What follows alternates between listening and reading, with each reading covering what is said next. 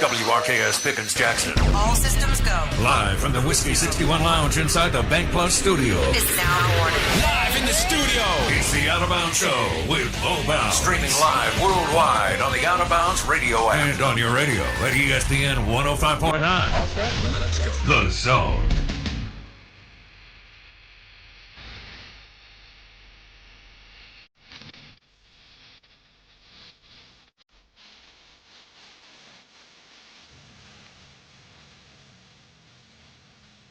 That is right in the giblets, baby. Good morning. Out of Bounds, ESPN 105.9 The Zone, powered by Pearl River Resort and the Golden Moon Casino Vegas-style sportsbook. Championship Golf, Dancing Rabbit Golf Club, the Azaleas in the Oaks. Wow, what am I drinking? Swoochy Boochie, good morning to you. We're live in the Bank Plus studio. Our guests join us on the Farm Bureau Insurance guest line. We have Diamond Dave Bartoo, Matrix Analytical clients in the NFL, college football. And Diamond Dave is on 105.9 The Zone, ESPN. Hot take. Mississippi State and Ole Miss play Auburn and Texas and Florida, maybe one other team, Jackson. And so we really want to hit on those teams because of the crossover. We do that every year, but the fact that both of them take on the Auburn Tigers, and they've been playing Auburn forever and didn't play them last year, which is, I don't know when the last time that happened. But playing them this year, here we go. Ole Miss will play Auburn, and Mississippi State will play Auburn. Diamond Dave, good morning, sunshine. What's happening? Tinkerbell, how's it going, sweetheart? Well, I'm good. Yeah, I am, man. Summer's going well. And are you having a good summer? Oh yeah. Well, at this point right now, though, we're in Matrix Manor. Everybody's a teacher over here on this side of the my universe. So we're counting down the days for school to get out. So we're not quite there. Okay. Not quite there, but pretty close. So, okay, pretty close. So ours are, so here they've been out for a couple of weeks, and so y'all are on a little bit later schedule, so you got a week or two or something? Yeah, there's a couple more weeks. Now, I will say right now, sitting on my deck, it is 53 with less than 10% humidity and no bugs, and the high today is going to be 72. Oh, that's beautiful. It's been hot as hell here, and then we had a storm come through and took it down to about 84 and cut the humidity. So we've got a little bit of goodness going for us. And but good Lord, it kicked in last week, but the storm kind of took it away for a second. All right, let's talk Auburn football. State and Ole Miss both play them. Alex Golesh. All right. So they decide to move. Let's walk through this, and then I'm going to kind of get your thoughts. We'll ease into it and go over it. We got plenty of time. Yeah. Hugh Freeze was there for 3 years, and they were really close, and they just couldn't turn the corner. DJ Durkin did a hell of a job on D. Last thing I thought would happen is Hugh not getting the offense tuned up. They recruited well, blah, blah, blah. So they hire Alex Golesh from South Florida, and they retain DJ Durkin. But this is a program between Brian Harsin and Freeze. They haven't won in a while. Bartoo? Yeah, no, they haven't won much at all. And I agree with you. I mean, last year they lost 5 games by a drive. Mm-hmm. I mean, it was pretty tight, and I think it was only year 3 of Freeze. And I agree. Durkin's defense was extremely good. That was kind of a difficult thing for the SEC last year. When you had good defense, you had no offense. And when you had the offense, you had no defense. Oklahoma had no offense. Auburn had no offense. LSU had no offense. And those are basically your 3 best defenses outside of Georgia. So with Auburn, yeah. And they retained Durkin. I think that's the biggest piece of the puzzle, right? Is because they bring in Golesh, and then they retain DJ Durkin. Now, you and I both know DJ is former head coach. And you and I both know that all former head coaches are always working to do one thing, become a head coach again. Mm-hmm. So if there's, you want to talk about like outside the edge, the intangibles off the field, I think the soap opera that could happen at Auburn has excellent potential, because we see this blow up all the time across college football, right? By the end of September, just relationships aren't working out, and things happen in college football. And most often we see this with veteran coaches in this kind of situation. So I'm curious to see, very, very curious to see how well DJ is able to bounce back this year with his defense, and how the long-term dynamics of DJ and Alex work out at Auburn, because I've been around you enough to know that in the SEC, at least what you and just about every fan I've ever talked to said, if there's going to be drama in a soap opera, it's going to be at Auburn. Oh, no doubt. Right? Here's the way I frame it up, because as you know, Bartoo, it's a border state, and we've been over to Tuscaloosa and Auburn many a times, and blah blah, and have kids go over there, and so my daughter almost went to Auburn, and so here's what the reason why the reason why they're Lions and Tigers and crazy pills is because of Bama's winning. Since Bear Bryant got there in 1958, and I know they've had some ups and downs, but Bryant, Stallings, and Saban all won national championships, blah, blah, blah. And that has driven them. Now, it's also driven them to be super good at times and competitive and spend a fortune and all that. But that's what's driven them crazy, is Bama in a small state winning big, Bartoo. That's my theory. Yeah, well, I mean, if that program has a lean towards drama, then I think the dominoes are stacked up quite interestingly for further drama down on the plains in 2026, which I know that you and every other non-Auburn fan wouldn't mind seeing. Well, look, Ole Miss and Mississippi State host Auburn. All right, so Auburn has to go. Ole Miss has a better team. We all know that, than all three, but out of the three. But Ole Miss will host Auburn, and Mississippi State will host Auburn. Give me a minute and a half before we take a break, 2 minutes, on your thoughts on Alex Golesh as a head coach at South Florida. So anyways, I spent the better part of a couple of months utilizing 3 different AI networks profiling Alex Golesh and trying to find what made him tick. And what's interesting, he was at South Florida for 36 games. And yes, Pete, yes, Jeff, I will give you the secret. Just give me a call. His drive sequencing, when he has a specific drive, if he's able to execute a specific drive sequencing, he is 18-0. When the defense stops it, he is 0-15. Wow. That's how predictable this guy is. He has a certain drive sequence that if he's able to pull it off, he is 18-0 at South Florida. If it's stopped, if he can't do it, he is 0-15. So like I said, So now when you look at that, think about that, 18-15, right? So that's 33 of 36 games. So he's just over 500 when he is able to pull off what I see as his preferred drive sequencing in football. Okay, it's only 54%. So just looking at that, and without looking at the schedule, now I can go, okay, this is a 500 coach at Auburn, right? That's kind of my starting point. I'm not saying that's where this schedule is going to end, because the schedule's actually looks pretty favorable from an Auburn point of view. But then what I started doing is late last night, I stayed up and I started looking at the defensive coordinators of all of the teams on their schedule to see who's best at stopping that sequencing.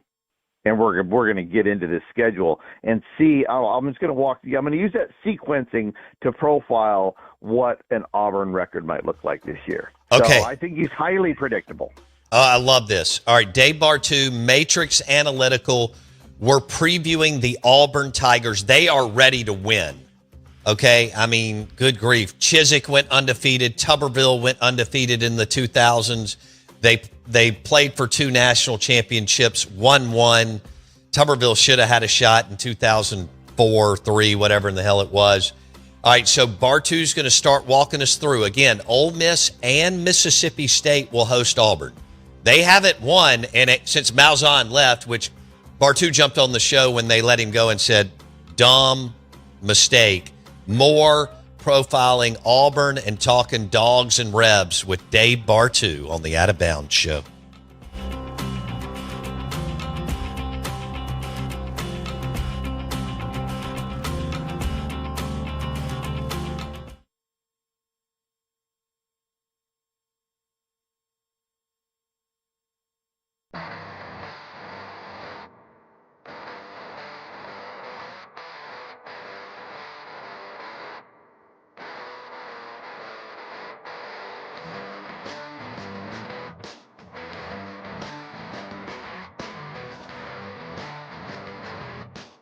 The weakest +1 ever.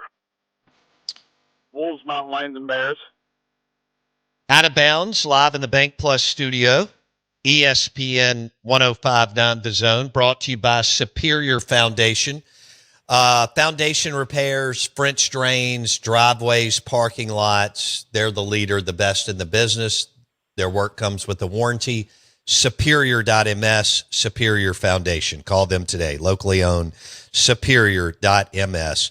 The number one foundation company in Mississippi, Superior Foundation. Dave Bartoo, Matrix Analytical on the Farm Bureau Insurance guest line. Okay, one more. I want to go over the Golesh thing one more time, the 18-0 and 0-15, and then let's continue to talk Auburn and SEC. Yeah, so real quick, Golesh at South Florida regular season, he had 36 games, and then I threw out the FCS games, obviously, and so it boiled down to 33 games, and so I took every play-by-play that he had at South Florida, and ran it through sequencing. On 3 different AI models for nearly 2 months. And it finally boiled him down to a specific drive sequencing, like game planning. And when he was able to execute it, he was 18-0. When the defense stopped it, he was 0-15. Which is pretty astounding. It's pretty astounding. But I'm finding other numbers like that. I did it with Kirby and I did it with Lane. And I'm doing it for actually the entire SEC, one team at a time, because turns out that these defensive coordinators and head coaches will pay for knowledge and details. Go figure, Bo. So I already got one SEC team on board that's paying for the sequencing. So I'm just going to keep going team by team. But what we can do is we can break down Alex and Auburn. I expect him to try to roll that sequencing out because it's what has made him successful. So I'm looking at defensive coordinators. So the first game, week 1, Baylor, okay? I've already looked at that defensive alignment and how they try to break his sequencing. They're successful about 47% of the time. So you got Alex successful at 54, Baylor at 47. I slightly lean Auburn to win that football game, but I think it's going to be a whole lot closer maybe than a lot of people think. Dave Aranda, who is a defensive specialist, is still at Baylor. He's been able to hang on by a thread. He was fantastic as a DC. Baylor, tough place to win. I think that's what Bartoo's referencing. They'll play on a neutral field somewhat, not really, but in Atlanta, hour and a half away from Auburn, and that's what Bartoo is referencing there. So, all right. So, how did that compare? You mentioned Golesh and running his numbers, and when he was able to run his drive sequence, he was 18-0 at South Florida. When he wasn't, he was 0-15. You mentioned you ran the numbers on Lane. What did you come up with, Bartoo? Well, Lane, I was able to do his numbers at FAU and Ole Miss. Lane is interesting. Lane is 61-1 when he's able to make his drive sequencing happen. Wow. Yeah, he is lights out. And I think that goes back to the offensive coordinator in him, right? How well can he execute his specific game plan? And when he can, 61-1 across FAU to Ole Miss. So, now that doesn't account for talent. Now he's going to LSU, which is more talented year over year. And so now can he execute that at a higher level? And I'm sure people listening would say, well, what about Golesh? His talent at Auburn is going to be significantly better than at South Florida. But how much better is it relative to the rest of the conference that he had? So, but Lane was pretty good at it. So it'll be interesting to see how this plays out going forward, especially with LSU. But that's one of the big reasons why I say they're a national contender right out of the gate, is simply his ability to have the players and get that sequencing in place. And almost more specifically is having that number 13 scoring efficiency defense and staff back. I think that's a big deal as well. Yeah, I thought about you a couple of weeks ago. We dropped some of Lane's audio, and he was talking about, that's basically all we do. He is just a walking content generator for us. But he mentioned playing that first game and how it had bit Kelly and Ogeron at the end of his deal by them scheduling the way they have. And he mentioned, they didn't do that at Ole Miss, and they didn't start with tough games. I mean, I expect them to beat Clemson, but you don't ever know. But he sounded like you, and I thought, because he doesn't want to play that game, and I don't think they're going to play a game like that as soon as they can get out of however long they've scheduled. And I know y'all have had communication over the years, but I mean, Lane was he just ripped the Band-Aid off, Bartoo. He was like, basically, you don't need to play a Power 4 tough opponent game one. You need to play like La Monroe. Yeah. It was, and it's funny that he's at LSU. That was you got time from the first side story I ever had for college football? Yeah. Okay.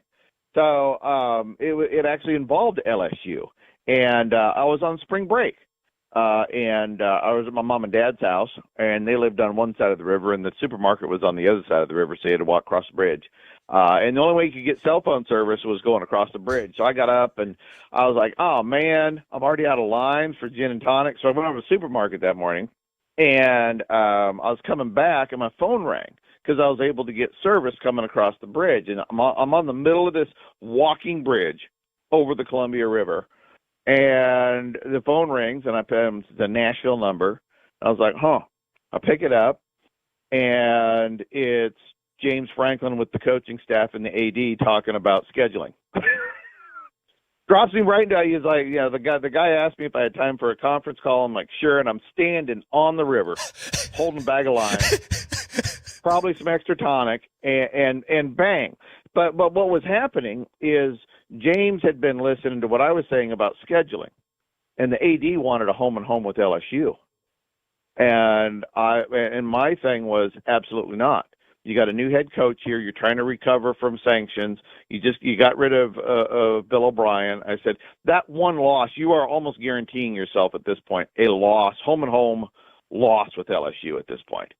So that loss may keep you at looking forward at your schedule. That may make an 8-4 team 9-3 if you schedule a cupcake. Right. Now you're in the top 25. And so I went through my whole thing, just like I was on your show, right? And hung up the phone. A week later, Syracuse booked that home and home with LSU. Oh, Penn State passed. And the year they were going to play LSU on the road, they went 9-3, and they were in the top 25. Bam. And boom, they were back on the map. And so that was, I'd like to think that was my big trust building with James at that time, to be able to take that call right there and be able to walk through it succinctly and then have it play out that way, because that's what the odds would say. You and I would agree that would have been the right move. And so, really long story short, that's what Lane is saying, right? It's like we don't need to generate big wins, because here's the thing. Look at all these big games in week 1, week 2, week 3. Most of them end up being duds. Right. You don't know how good Clemson's going to be, especially with Chad Morris. The last time he left, that offense was trash. Trash when he left Clemson. Right? Everybody's like, oh, man, Chad Morris was a stepping stone up for those national championship runs. BS. They took him a whole year to rebuild that thing. Cratered it. So, I agree with Lane. Something, it's fun to have those games, but it's not worthwhile, in my opinion, when you look at the entire way people view a team, especially with wins and losses. Next segment's 24 minutes. Diamond Dave Bartoo, Matrix Analytical, powered by Pearl River Resort. Championship Golf, Dancing Rabbit Golf Club, and an amazing steakhouse, Philip M. Steakhouse. We are the Out of Bounds Show. Bartoo joins us on the Farm Bureau Insurance Guest Line. We'll talk more Auburn and SEC coming up next with Bartoo.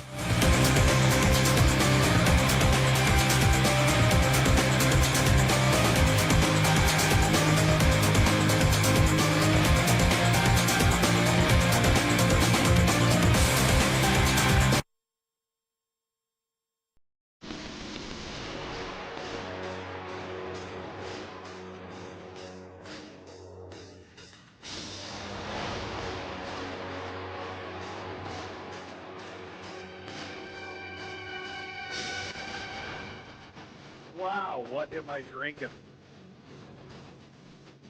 Out of Bounds, ESPN 105.9 The Zone, brought to you by Total Transportation of Mississippi, offering nationwide and regional routes for you. Apply online today. TotalMS.com. TotalMS.com. Weekly pay, monthly bonuses. TotalMS.com. Look, BYU is hard to profile because they got so many 29-year-olds that are married with kids on that team. We dropped that earlier in the show. We're live in the. We were talking Taysom Hill. That was it.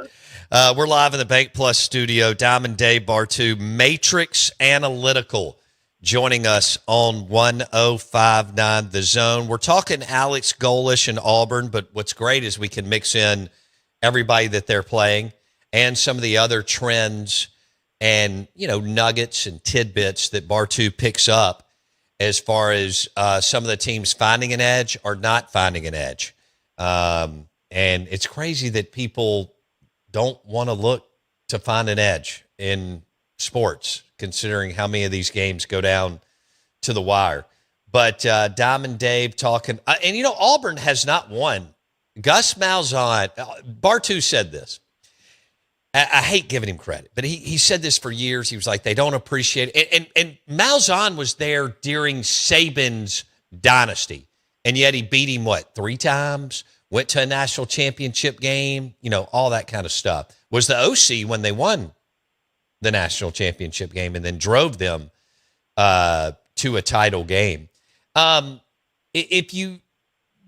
as you look at Alex Golesh and Auburn, and again, Ole Miss and Mississippi State, will play at home. They'll both host Auburn and Alex Golesh. What would you? I think you already said it, but I want to go over it again. What would you say the ceiling will be for Alex Golesh at Auburn, according to the numbers that you've looked at? Well, let's go through 2 of them real quick. This will be 30 seconds apiece, right? If we go from a talent standpoint alone. We got win, lose to Florida, beat Vanderbilt, so we're 3-1, loss. What do you say Ole Miss is? Probably loss. It's at Ole Miss. Yeah. Right? So we got 3 W's. Home against Arkansas, 4 W's. Mississippi State, 5 W's. And then they must have, my numbers don't pull the FCS team. They must have do they still have a little a little punching bag there and there? Yeah. Yeah. So from a talent standpoint, And then at Bama. You know, yeah, then at Bama, which no. So we're looking about 6-6. Right, that's where we're at. Your coin flips that we always talk about. I think week 3 at home against Florida. I believe that's a home game, correct? That's a critical one. And certainly home against Arkansas. You got those are your two. If you're going to get to 7-5, I think you got to win both of those. But that run of Tennessee, Georgia, LSU, Ole Miss, Arkansas, and then Arkansas is a super trap game because guess what? You're going, well, it's not a super trap game because that's not Ole Miss in that one. So, it is, I think 7-5 by the talent is the peak. And then you start looking at the drive generation and who's going to stop him. Baylor should be a win. Southern Miss should be a win. But see, Summerall's history in 4 seasons, he has a near 70% chance of stopping that drive sequence. That's the kind of defensive coordinator him and Brad White are. So, I think they're against the 8 ball on that one.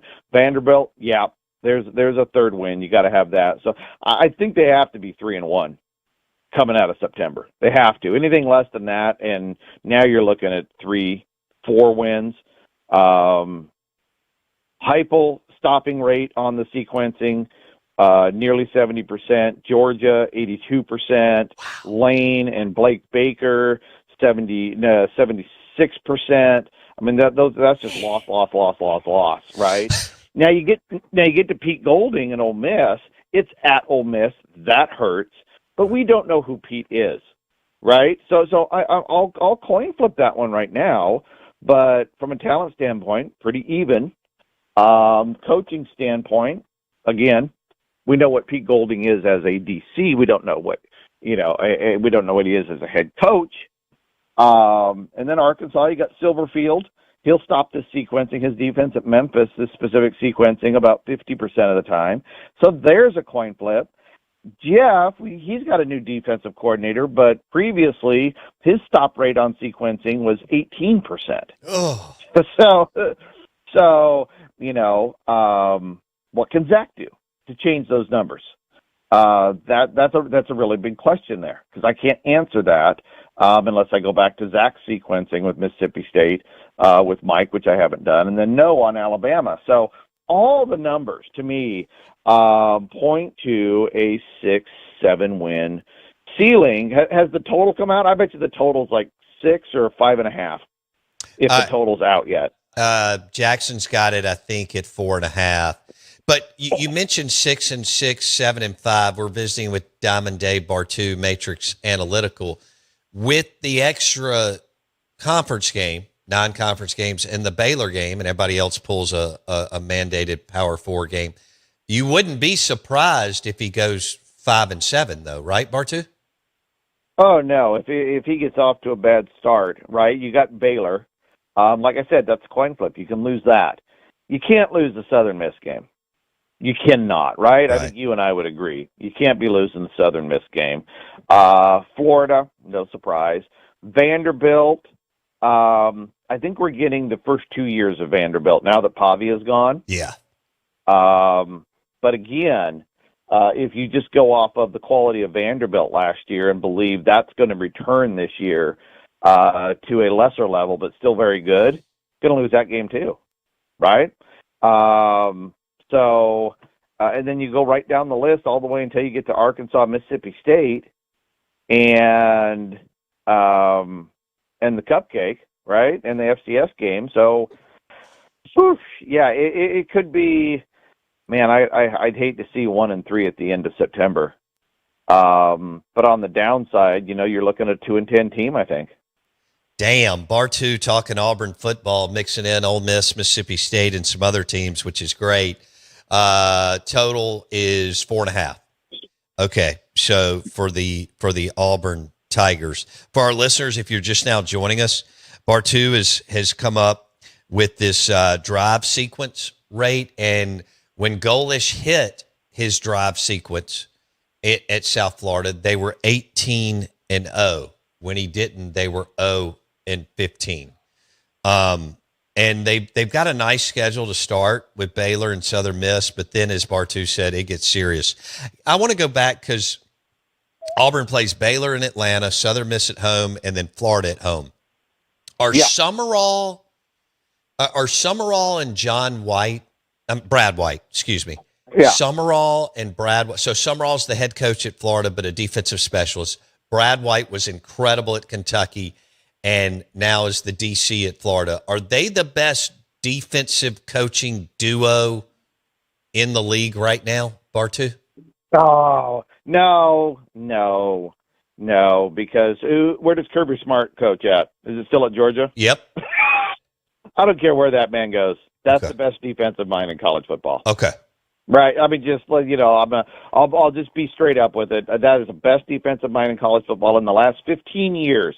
If you take the top 25 scoring efficiency defenses the last 15 years, Kirby was the head coach or in charge of the defense for 9 of the 25. Wow. Okay. He is a bad man when it comes down to defense. I do believe he is the most brilliant defensive coordinator maybe of this quarter century. But certainly, if you said the best, if it's Bo Bounds and Kirby Smart, I'm taking Bo Bounds and Kirby Smart. So, you got Glenn Schumann and Kirby Smart, not to try to diminish John and Brad because they're excellent in their own right. But I really got to give props here to Kirby as just an absolute wicked defensive mind. Okay, Kirby at 1 with Kwiatkowski getting let go at Texas, which was a bad decision by Sark, and Sark bringing in Muschamp.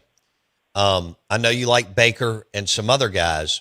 Taking out Kirby, would Summerall and Brad White be next or in the top 3 or 4? Right there. Venables, I guess. I know you love Smart, Venables, and Kwiatkowski.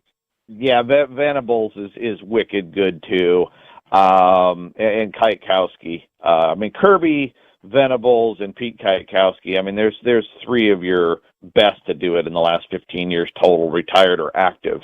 And so I'd still have Venables number 2 right there in the league. And then you start getting into the I'd probably put Brad and John together. I'm just trying to think of everybody else.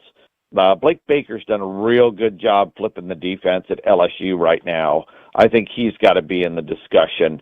Okay. Elko's a great mind. So I once you get past Kirby and Venables, it gets a little bit muddy there because those are those are national championship DCs, man.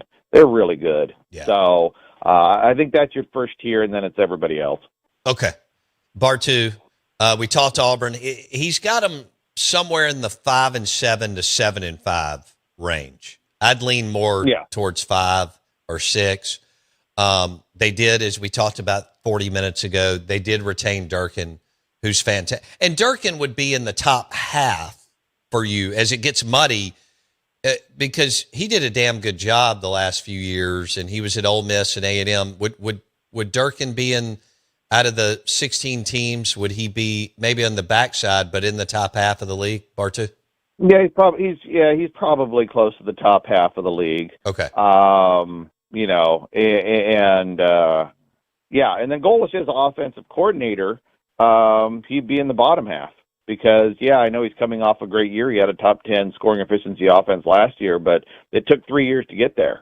What he did at South Florida those first 2 years, he can't do that at Auburn. You and I both know that.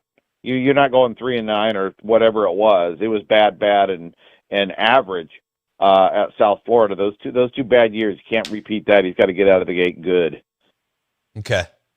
Wow. So he had one good year as an OC. He had one good year, and as a head coach. Well, that's true. I'm looking at it right here. Yeah.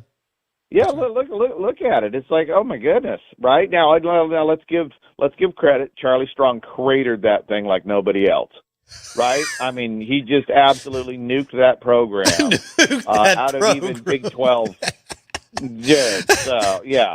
And you know something? I hope Teddy Bridgewater is collecting 20% of all of Charlie Strong's money he ever makes because once Teddy Bridgewater left Louisville, Charlie Strong couldn't win a football game to save his life. Oh. So,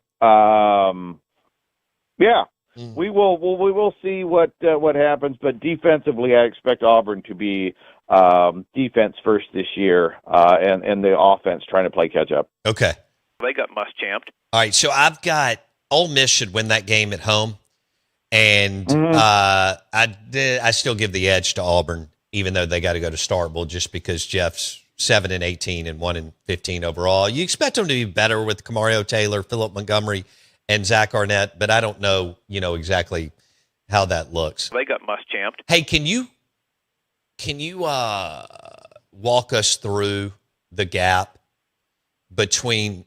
I know we're going to do a bigger deep dive maybe in a week or two or whatever, but with the Texas Longhorns regressing on offense the last couple of years under Steve Sarkisian, he let go of a top 3 defensive coordinator in Pete Kwiatkowski to hire Will Muschamp.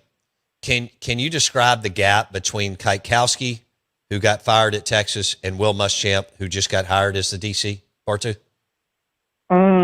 Let's see here.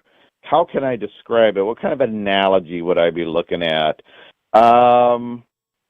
It's a massive gap, man. I mean, it is so large. But let's also be fair too. Maybe Pete wanted to go. That's true. I know Sark threw him under the bus as he was leaving, right? Blame Pete for Sark having to do everything.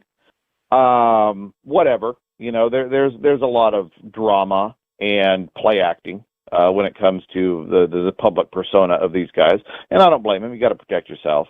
But who knows why Kwiatkowski left?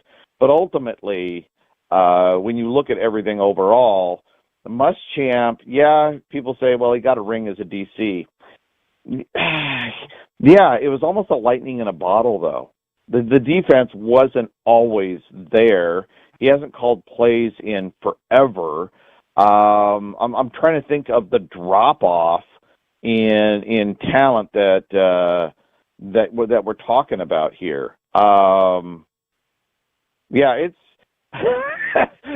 maybe Ole Miss wise, it's like going from Lane calling plays to John David Baker. Yeah. Do I get my $20 now for throwing Ole Miss under the bus on that one? Yeah. No, I think it's a huge gap. I think the offense will come back much better this year. Sark is a really good play caller. Manning has 12 games under his, he's got a regular season under his belt. Sure. I think the offense bounces back, but I think the defense regresses significantly in this league. And again, I've said it from day one, I don't think Steve Sarkisian is a national championship coach. It's national, Texas has national championship players. They have national championship money, boosters, fans. They got it all. They don't have the coach that has put a season together and has the ability to put the season together without getting super lucky. We saw Ed O do it. Second greatest thing after Kurt Cignetti I've ever seen in college football. Never be able to explain that one at LSU. So Steve could do it, but I'll bet against him as long as he's there. Eddie O now on Lane Kiffin's staff. Eddie O. Love it. All right. Dave Bartoo on the Out of Bounds show. Hot garbage. All right. Let's John David Baker and Jeff Lebby. Neither one of them on your metrics would be considered a top 50 offensive coordinator. Is that right, Bartoo? Certainly not Jeff. But John David, he only has 2 years under his belt, so he's really not he's not graded per se right now. Now I will give John David in his 2 years, he had a strong impact at ECU in year 1. Okay, very very very good turnaround, but the regression was enormous in year 2. To the point where, in terms of offensive explosiveness, ECU was number 136 last year in offense, out of 136. So the explosiveness wasn't there. My concern with John David is his pace of play, how fast he wants to snap the ball. We've never seen a fast, pass first, fast paced offense I don't think we've ever seen one be really successful in the SEC, have we? Can you think of one? I can't think of one, Bartoo. Right? I think this is where the size and athleticism comes into play in the SEC is you got to be able to run the ball. You got to be able to control the tempo of the game. And John David loves to go very, very, very fast, top 3 snap count rate in college football over the last 24 games of the regular season. So I think that's going to be I'm going to be interested to see how fast they come out in September because Pete Golding is not used to that either. Right? He's not used to 80, 90 plays a game on his defense. And everybody knows in the NIL world, depth is hurt. Everybody is hurting it's a level playing field. Everybody's depth is shot relative to what it used to be before. And if you've got no depth, you can't play 90 snaps a game. You can't. It's going to get you in the fourth quarter every time. So that is going to be an interesting prospect there. With Jeff, Jeff's got a lot of ability. He put up a top 5 offense one year at Oklahoma, and the offense progressed significantly last year.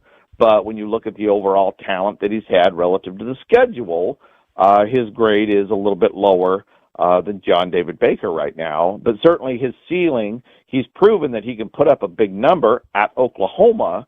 I think that's what all state fans are waiting for is that offense to come back around at Mississippi State.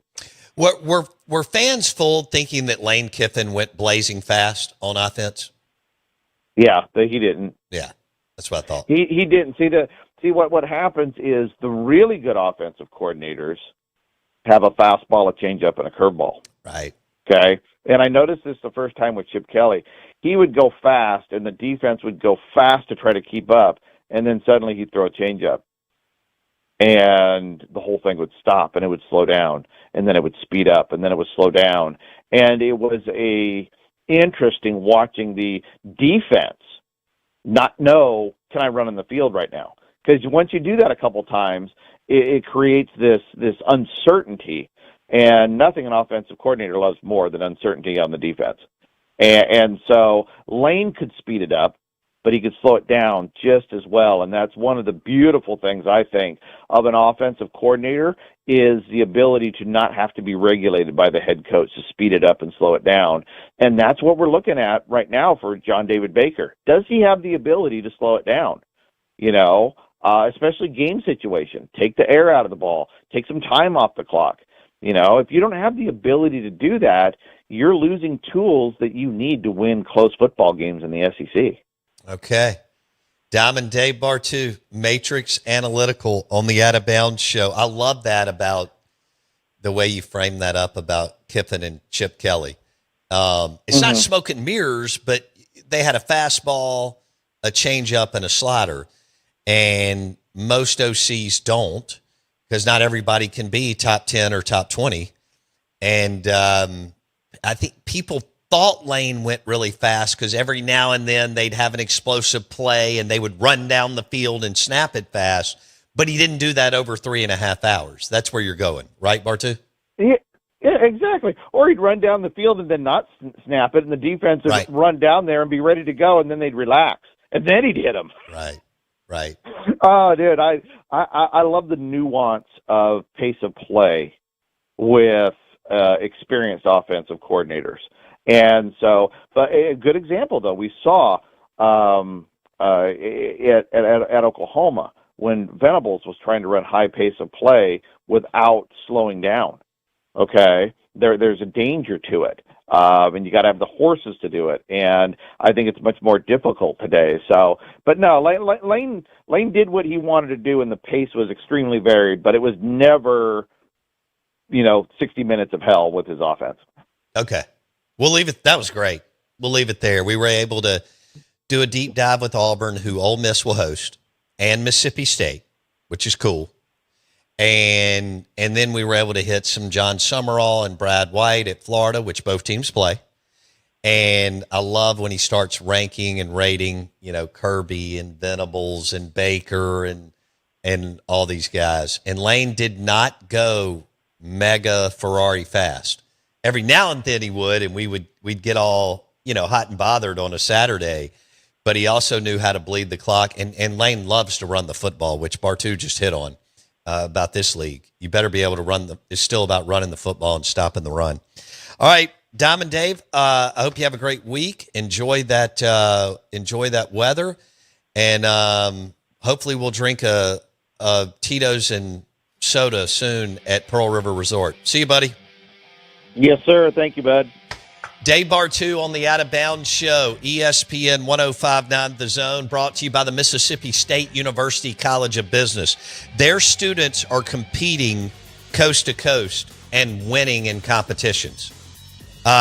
Dean Scott Grawl has done an unbelievable job. He played Power 4 baseball at Iowa State. He's taken that competitive temperament and drive, along with being in the private sector for over 10 years. And he is taking the MSU College of Business to another level. Visit their site today, business.msstate.edu. Dean Scott Grawl, the momentum they have is unbelievable in the College of Business at Mississippi State University. We'll see you tomorrow.